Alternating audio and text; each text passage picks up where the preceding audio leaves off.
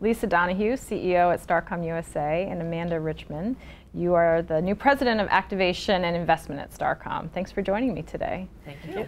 Amanda, you joined in this role in January. You were at sister agency MediaVest, heading digital previously. Congratulations on the new role. Let's talk a little bit about what that appointment signifies, given the fact that you do bring a digital expertise to the role, where traditionally that role has been something that perhaps someone with more broad media experience would bring into the position. So talk a little bit about that. Right. Yes, I think what you're seeing is it reflects the shift that's been happening in the marketplace, and certainly with consumer behavior, as folks are consuming content across all screens. And as the marketplace is breaking down the walls of TV versus publishing versus digital versus out of home, there's less versus these days and more coming together. And this role is an opportunity to actually accelerate that bridge, to make sure that we're driving collaboration and driving the marketplace to change maybe those siloed behaviors and thinking of it holistically so that we're creating experiences that our consumers and our clients' customers want to be a part of. Okay, so Lisa, why was that so important? You know, what kind of message do you think that sends, obviously, to current and prospective clients? Yeah, I mean, it sends absolutely a very important message because and in my mind, in the choice of Amanda, we've really hit the point where we just need to get out of the silos that channels take us into and just truly be neutral about it and just understand how to truly connect with the consumer and bring ideas to life through every type of channel. We really have hit the point where the digitization of what has typically been analog media continues to take off. Addressability in television, for example, which is something that's actually been a personal drive of Starcom MediaVest Group for quite some time now, is here and it is happening, and we are doing it, you know, with DirecTV and satellite providers, and we've just got to continue to push in that space. So Amanda's expertise allows us to actually move forward with the restructuring of the agency to bring these silos down, and in fact, get rid of the D word, digital, right? Because it's really, it doesn't really tell us anything these days anymore. One, everything's becoming digitized, but within that, you need to be having robust discussions about search and social and mobile and video and how everything's interconnected. So that's what's happening on the media front, really. What's happening, do you see, in your client base? You know, what shifts are happening there? What are they looking for? And does this sort of evolution for you all, is it meant to kind of bring along those traditional marketers who historically have been very siloed in their, you know, in their budgeting and their approach to media? Or is it for you to attract new clients from vastly different categories that are more adept in that sort of integrated sphere? Exactly, and the answer is it's a little bit of both. So first, to start off with, we are absolutely trying to lead not only industry but lead for our clients in terms of where we need to go. You know, obviously that's what they are looking for from us, is leadership, and tell us where we need to be. We are seeing the clients themselves continue to break down silos within their own organizations because, as Amanda said, everything does overlap, so you can't have siloed experts that are doing a channel by themselves. So we're seeing the increasing client need, but we're also wanting to lead them in where they need to go. Now, you know, to your point in terms of the fact that there's a range of clients, absolutely. You know, you typically find the clients, and many of these are in CPG categories, that have built their marketing on market mix models, which are more siloed, channel driven. They really need to have been laggards, and they need to move faster along the spectrum. On the flip side, tech companies, and we work with several of them, and you know, including Samsung and Microsoft, they actually they come at a different angle. They tend to come at it from the perspective of it's all blended together, right? And they typically are not wedded to market mix models versus they're pushing the edge of attribution modeling and attribution across paid, owned, and earned. So for us, it's great to be able to lead the industry, but then have a whole collection of clients that we can understand the leaders and the laggards and use that collectively to push forward. Amanda, what would you say is the future of traditional mass reach media in light of all this change that's happening? This interesting combination of the best of digital coming together with the best of mass reach scale opportunities like television. And I think both are becoming bringing together the adaptability of digital and the accountability into the mass reach to get closer to that addressable television world that Lisa talked about, that level of accountability. But yeah, what television is bringing back to digital is great storytelling and the understanding of content. So as we bring that together, I think we're going to be creating the best message, certainly right place, right time, right consumer. But mass reach will still be relevant. It'll simply be what's the right message to then spread out across mass vehicles versus one message to the masses. And I couldn't agree with that more. I mean, the storytelling piece is huge. Storytelling's always been a part of marketing, but we have the ability to tell such richer and deeper stories because technology allows us to do that versus just an exposure push out mass model. So I think what it's doing to storytelling is just fabulous. And I think on the other side of the equation is just the fact that we are going to be able to customize and personalize. So you see that in what are already the digital channels is using big data to understand the consumers and therefore be more personalized in how we intersect with them. That trend is going to continue as the quote mass vehicles also are allowed, are digitized. So we're going to push more to customization and personalization, and you're going to re-aggregate for scale.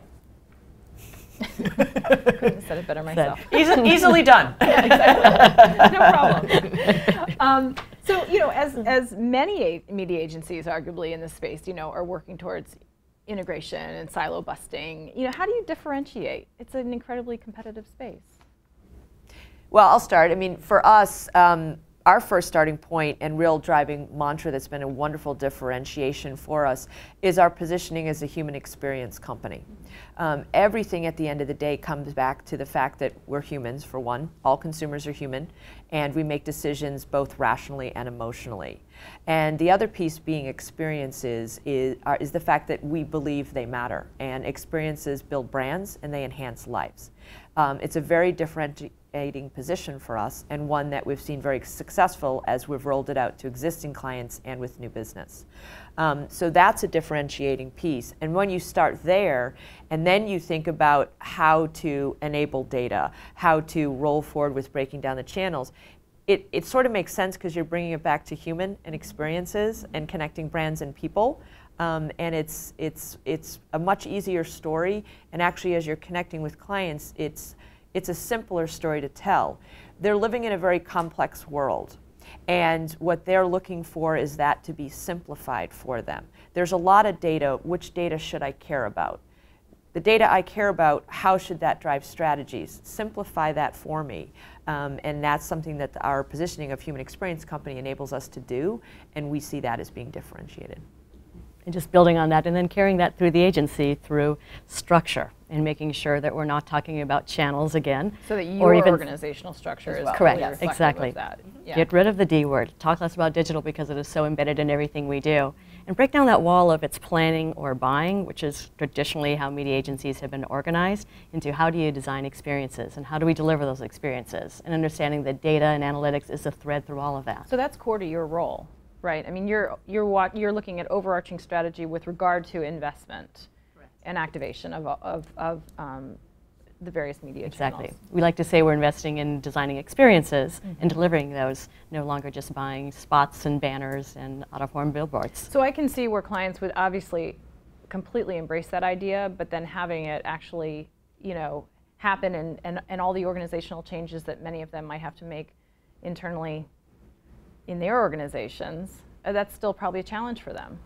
It can be, but if it maps back to the consumer insights, so again, this isn't in an investment vacuum, but it's led by our strategy team, being fueled through data to understand the consumer, that behavior becomes a very simple story to then wrap around the investment strategies with. Okay. And I think the other piece is that, to your point, you know, who people are saying they're trying to do different things, and certainly other folks are, but no one has still fully broke out of the mold of the whole agency structure of planning and buying and the structure for the past. And we are actually at the beginning stages of rolling out a complete agency restructure. So we've obviously been talking, you know, focused with Amanda's role in terms of, you know, breaking down the silos of investment, but we really are going beyond that, and the notion that planning and buying in those two buckets they're not the right representation of the work that media agencies are doing on behalf of the clients. As I said, you know, we believe in experiences and we're building experiences. You've got business science, which is turning that data, right, into a powerful tool to help drive their business.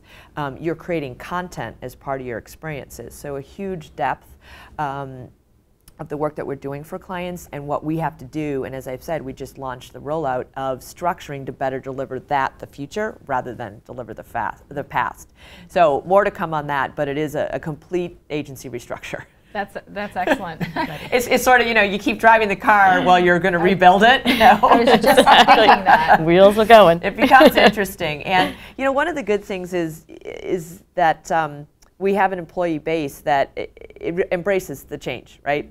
So they're comfortable with it. They're like, and particularly today, I'll call it the younger generation, they want different experiences. That's how they benchmark their career versus did I get fully promoted to the next level or what's the hierarchy? They're interested, oh, that's a cool experience over there. I want to go try that. And so what we're also trying to do is foster that ability to do that. And then of course, different experiences allow you to grow. So. You get to the same place, you know, at the end of the day, but you get there differently and more attuned to how they think about career development. Sure. Client wins and losses, that's part of this business. And certainly we are in a service business. Both. Let's talk a little bit about, you know, the learnings that come from every client loss and every client win. You know, what do you take away from those experiences, and how do you take those learnings and how do they shape your business moving forward? Yeah. It's an excellent question, and you know, a couple different things. I mean, first to reiterate, you have to look at both sides as a learning experience. So if I stay on the win side of the equation, a lot of times you're like, I won, or I was perfect, right? We did everything brilliantly. And the answer is, even when you win, you didn't necessarily do everything brilliantly, but you did manage, obviously, to come out ahead. So even on the wins, you know, you step back, you do an assessment, you talk with the client, you talk with consultants if consultants were involved, and you do your own deep dive and say, hey, where did we look at things well, and where did we survived, but this was not our best work when we attached that. And then obviously when you have losses, you really want to dig in. Again, you know, talk with the clients, and oftentimes we do get conversations with the clients who will tell us, you know, here's what, you know, we were looking for more of.